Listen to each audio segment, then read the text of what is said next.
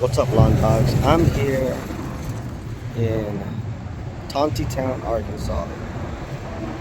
I am debating if I should just get a tractor that lifts the same.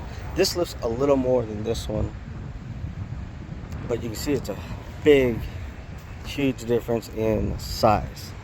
I'm going to use it for sod. This lifts over 2,000 pounds. I believe it's like 2,300, 2,400 pounds. This one lives 26 to 28. But when I put it on my trailer, clearly there's a huge size difference. And I can take off that canopy too. So I'm wondering,